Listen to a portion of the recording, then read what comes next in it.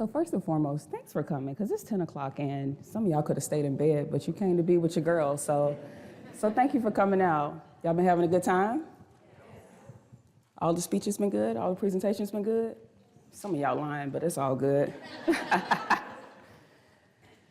So last month, I was supposed to travel to South Carolina to attend this really dope ballet with family and friends, and it's called Off the Wall and On the Stage, and it was a production by Jonathan Green, and he makes Gullah Geechee-inspired paintings, and so they literally brought his paintings to life with the South Carolina Ballet.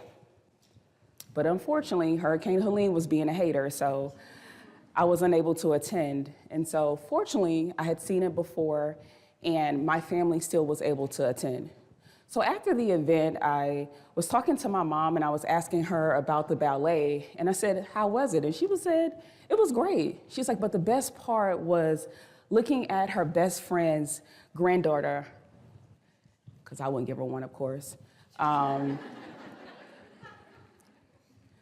so 6-year-old Anna was so excited.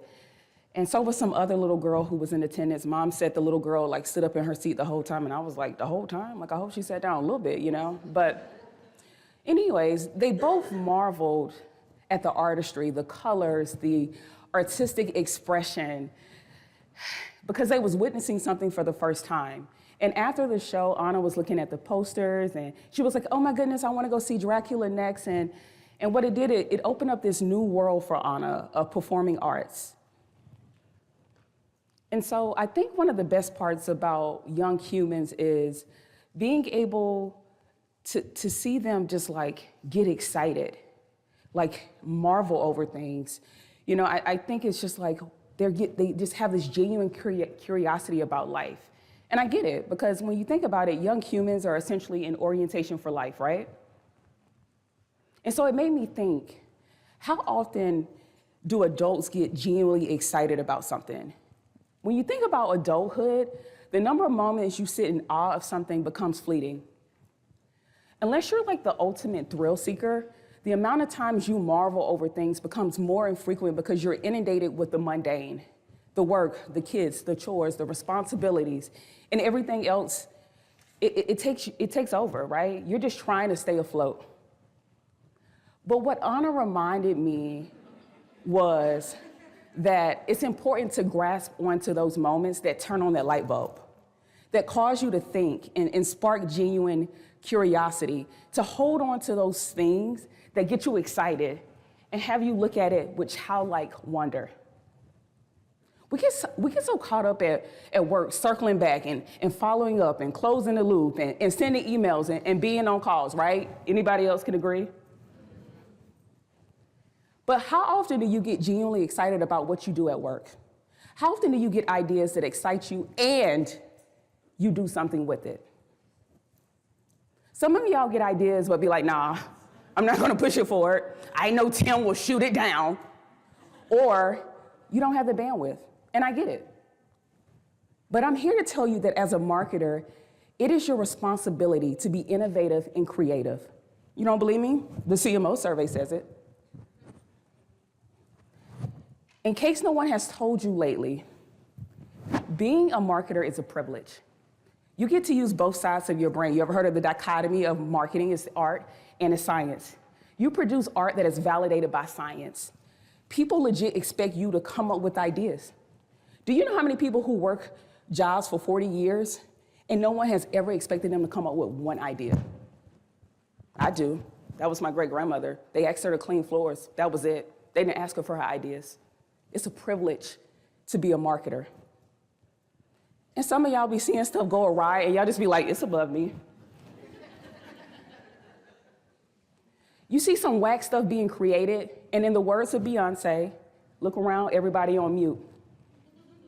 When you were supposed to bring big energy. That's for my Beyonce girls. But what if I told you that leaders need inspiration too? They draw from individual contributors.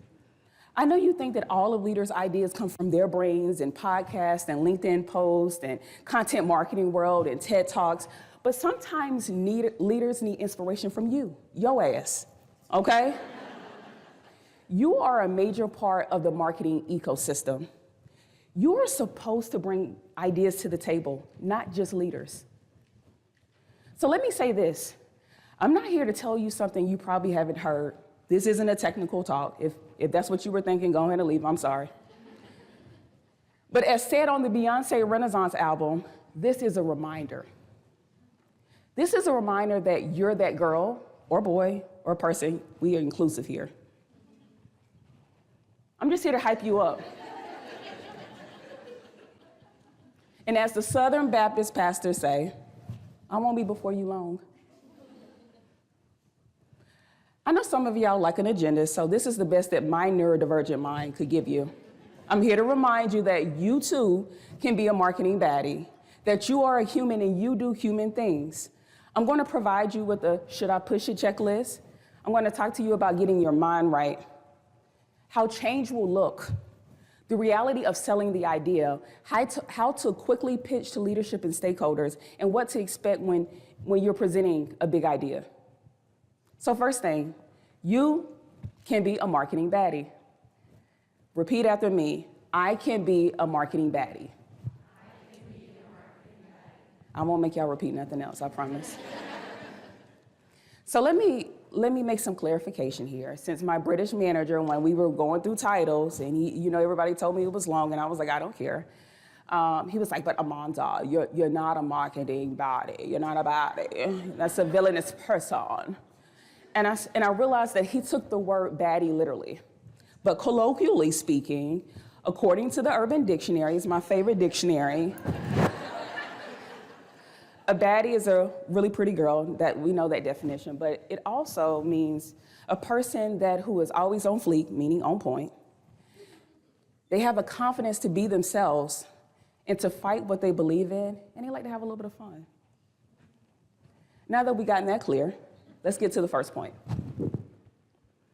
You are a human, and now it's crucial that you do human things. Just roll with me for a second, just roll. I know over the past year, we have been AI to death. If I never hear the words generative AI and ChatGPT, it would be too soon. Like, ChatGPT is my homegirl now, don't get it twisted. She helps me out, right? But ChatGPT ain't me. Some of us are going straight to ChatGPT for ideation, strategy, and advice. But sometimes you need to think, what would the real AI do?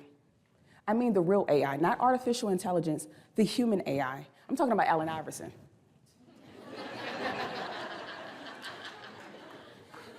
In case you've been living under a rock, Allen Iverson is this bold, authentic, trailblazing basketball player. He was explosive, innovative with his crossovers, just break your ankles like. He was a clutch player. He was a hip-hop cultural icon with his braids, tattoos, baggy clothes, and jewelry. Fearless, standing at 6 feet tall, and would be audacious enough, have the temerity to dunk over 7-foot giants. He was simply inspiring. He changed basketball. And the key attributes of Allen Iverson, the real AI, artificial intelligence doesn't have. Listen, Gen AI is cool. Miss ChatGPT is more helpful than my 10th grade geometry teacher. But Gen AI isn't you. It isn't a human, it was made by humans. You have emotional intelligence, you have intuition, morals, passion, grit, excitement, curiosity, and courage. And that can't be replaced by AI. Let's talk about that last attribute for a moment, courage. To be a marketing baddie, to be able to influence the influential, it starts with courage. I'll tell you one of the most surprising things I learned in adulthood. So many people are scary as hell. They discredit or second guess themselves and even develop imposter syndrome. They have brilliant ideas, but are afraid to speak up. These folks have children, nieces and nephews, siblings and friends who legit admire them and think the world of them. And yet these folks who regard them so highly don't know that their hero goes to work and is legit afraid to advocate for themselves. Stop being so scary Unless you're in the most toxic of work environments, no one is going to fire you for showing a little bit of courage. All right, here's an example. So here's my interview requirement for my job. They let me show it, y'all. They asked me to prepare a presentation that evaluated their rep, presence, thought leadership, and competitors. The year was 2022. So I'm looking at the stuff, all right? And I'm like, bruh, how am I gonna do this? This website is giving, oh girl, give us nothing. Very verbose, very stale, very 99s and 2000s. Y'all like how I put that in there? There I am, my black ass, telling these all-white male panel that they are unimpressive, with a smile and with excitement. Mind you, I'm like the youngest person to interview, and while I've done freelance work with corporations, I had never had a full-time role in corporate America. I'm telling these seasoned corporate marketers of the company that founded analytics and has 90% of the market share of Fortune 500 companies that their ish stinks. The same company that had rejected my application countless times, one of the top employers in North Carolina with some of the highest retention rates in the world. Y'all hear about Google benefits? SAS actually started that, like for real. Y'all should Google it. I know, Diddy is canceled, but the gift is still relevant. But listen, I had to tell the truth, my truth. I had to say it with conviction. You gotta say it with your chest sometimes. And at the end of my interview, my senior director told me that had I not told the truth, he would have stopped that interview. Now, I can't tell all the company business, so that's why it's cut off like that. But I had plenty of things to say. So, of course, I got the job, cool, a little confidence and conviction, with a little bit of excitement. It worked for you, girl, okay? Okay, cool. So I'm working and my big boss is like, all right, now it's time to do what you said you were going to do in the interview. I'm like, shit. So boom, they put me on the SAS.com industry redesign team. I'm on the global industry marketing team. So in my mind, we taking over the website that's stuck in the 99 and the 2000s. So I start looking at the project and I'm like, hold on. We can do the industry page redesign, but we need more resources and reprioritization of elements that impact the website. I'm looking at the bigger picture, right? My colleagues are like, girl, good luck.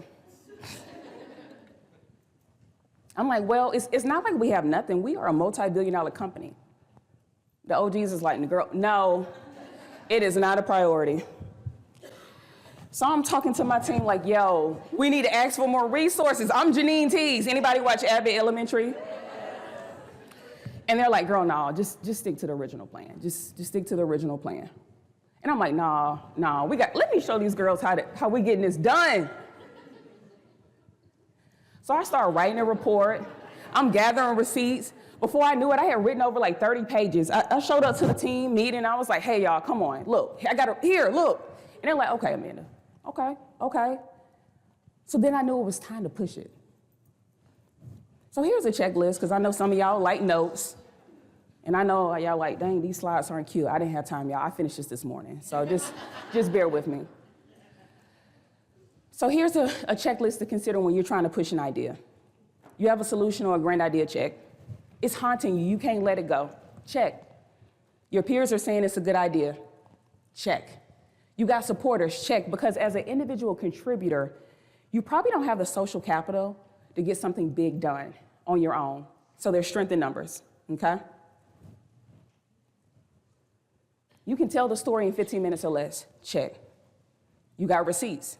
Check. And in this data-driven world, you have to have the receipts, and they probably need to be as long as a CVS receipt. Your reputation is good, or you have someone who can vouch for you. Check. And last but certainly not least, the most important thing, you're excited and passionate about your idea. Check. So boom, let's talk about receipts. My team was asking for millions. Really, I was asking for it. Yes, millions of dollars in additional resources. In the middle of a fiscal year. Crazy, right? But hey, sometimes you need to be delusional and approach things with no preconceived notions, just like that of a child.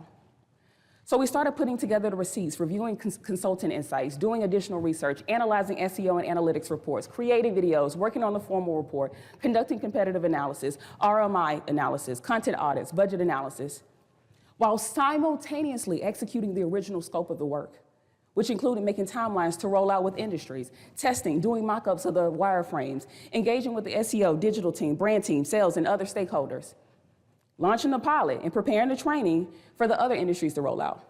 We're doing 2 projects at once, redesigning with the industry teams with limited resources while asking for more resources from leadership. Listen, when you come up with an idea or a solution, the other work doesn't stop.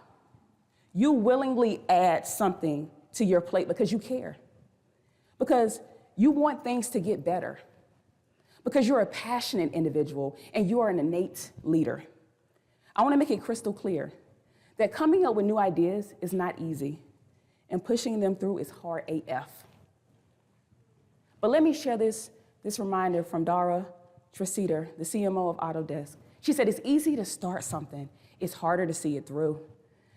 You have to have that confidence, because even when things are uncertain, when you've got data, when you're driving impact, you have to have the confidence to be able to see things through. What Dara is saying is that you got to get your mind right. A prolific Southern rapper by the name of Young Jeezy came out with a song called Get Your Mind Right.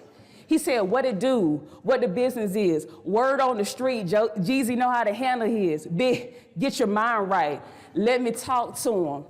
I feel like you need to internalize Young Jeezy as you get ready to talk to the higher ups. But I'll break it down just a little bit more.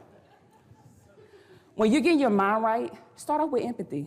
Listen, remember that leaders are busy. They manage a lot of priorities. They get paid the big bucks to be experts and know stuff. So you coming in challenging them is a lot.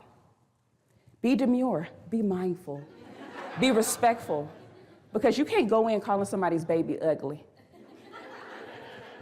These folks got a lot of stuff on their plate and are probably experiencing cognitive dissonance with your pitch. Build a rapport and have a credible colleague who can give you an alley-hoop. Be creative. Y'all marketers, don't come here with that little Word document, okay? You come in with a big idea, make it look good, okay? Be creative. Also, you're gonna need a little stamina. You're gonna need to get a little stamina, get your mind right. Also, consider yourself David and you're taking on Goliath. If you don't know it, just Google it, y'all. You're going to need to have some conviction and confidence and courage and optimism, and you're going to need to be nimble. But most importantly, keep your excitement and keep your passion, because passion can be contagious. You can go a long way selling a dream with passion. And if you don't believe me, look at Kickstarter. These folks be raising millions of dollars selling ideas with no guarantees of delivery. There's a whole world of angel investors ready to invest in startups that don't even have prototypes. Y'all don't believe me? Y'all heard about Elizabeth Holmes? Theranos. Sis raised $9 billion and didn't even have a working machine. Now, Sis was a fraud. But the point is that your passion can be contagious and get you very far. Okay, so you decided to push it through, and you got your mind right.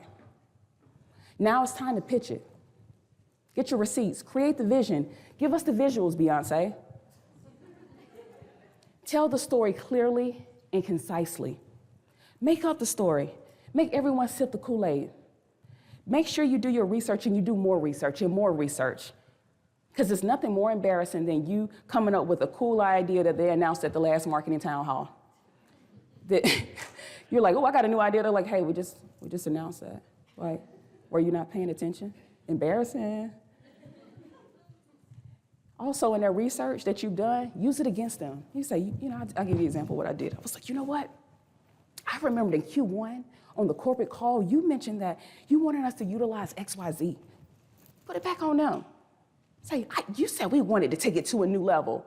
That's what I did. You inspired me. Make them feel good. You got to kiss up sometimes, right? Also, do a soft sell. Don't come in there all crazy. Come on, y'all. It's a privilege to be able to talk to these leaders, to bring new ideas. Don't come in like being all hostile. It's not going to work, right?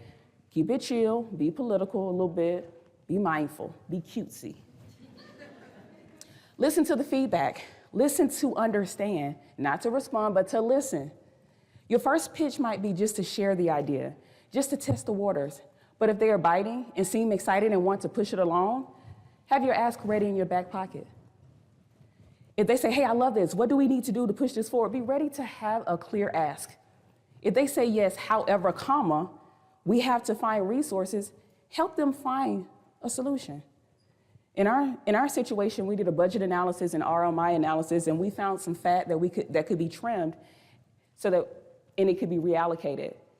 And we put that as a part of the proposal so that the executive didn't have to think about it. Because if they have a great idea, but then you need funding, you need to help them find opportunities to do that. Yes, ultimately the leader will do that, but make it a little bit easier for them, okay? Lastly, be excited about it. Be passionate. Because if they don't have the passion and you come in all deadpan, you done lost the battle before you even started. All right, so back to my story. All right, y'all, your girl went through it. This is a screenshot of most of the decks that we had to do, like all these pitches.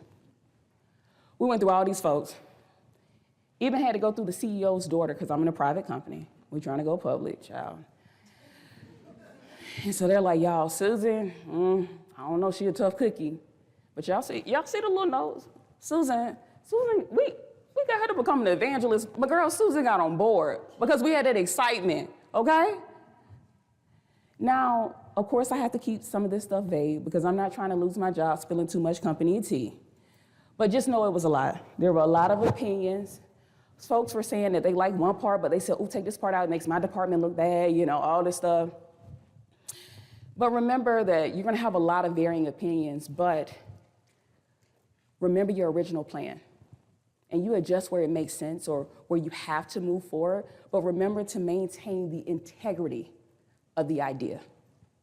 Because I had to stand 10 toes down. They was like, well, we can just compromise this, and this. And I said, hold up.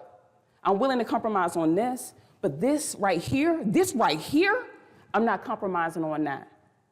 And I'm glad I did. And my team, they finally got on board, and the other folks, you got to negotiate, but you maintain the integrity of your idea. You're dealing with humans, so there will be a variety of reactions, right? Ideally, everyone will say yes. Great idea, here's funding, but realistically, that's not gonna happen, right? We had folks who liked it and was like, I wish we could do it, but we got limited resources and this isn't a priority this year. We met folks who were apathetic. We met folks who you could tell they were a little bit guilty because it's like, dang, we missed the mark, right? We had folks who were too busy to listen, but it was fine because when the street started talking, guess what? We had made a recording, we shared it with a couple people, and then, Microsoft, it'll snitch on you. They said so-and-so shared to so-and-so, so-and-so, So we knew the streets were talking, right? We had folks who were in denial. They tried to gaslight you, saying da-da-da-da-da, no. You had the receipts, you knew. And for those folks, you just keep it moving. You're not gonna get everybody on board. You're gonna have haters. Come on, raise your hand if you got a hater.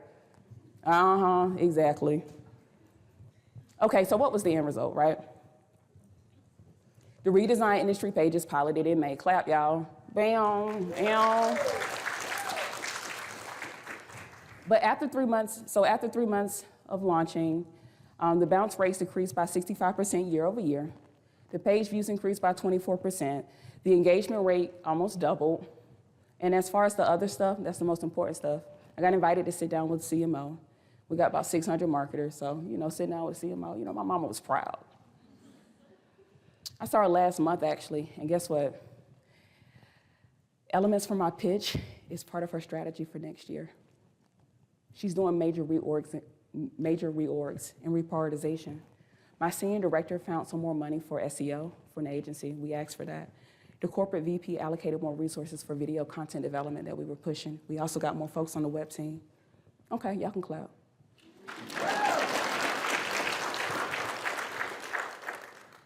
The thing is, we didn't get everything, right? Hell no, we weren't getting out on millions of dollars. Come on, y'all. It was the middle of the fiscal year. Be for real. But Benjamin Mays once said, it must be borne in mind that the tragedy of life doesn't lie in not reaching your goal. The tragedy lies in having no goal to reach. So let's wrap this up. Remember, You are a human and you do human things. You have confidence, empathy, creativity, grit, and passion. Remember to say to yourself, ChatGPT ain't got nothing on me. You have amazing ideas. And when you have those dope ideas, review the should I push it checklist to see if that little idea of yours is worth pushing. Remember to get your mind right like young Jeezy. When you pitch, have your receipts. Tell a good story. Do your research. Listen. Have your ask ready, but most importantly, be excited about what you're sharing because your excitement is contagious. Expect for the worst and hope for the best, but keep your head up. I'm not saying that you need to become an idea machine, but at least once in your career, when you have a good idea and it passes the checklist and you got your mind right, go for it. Prepare yourself for the haters, and when they do all they do, remember, one day you're going to win them over with excitement. See, you never know who is waiting on you for a little bit of inspiration. Don't deprive your colleagues of the opportunity to marvel at your ideas and be in awe of you. Remember to grasp onto those moments that excite you at work and spark genuine curiosity, just like little Anna. Let that childlike wonder illuminate your path. I'll leave you with my personal mantra. If you don't believe in yourself, how can you expect anyone else to? All right, y'all, I'm done.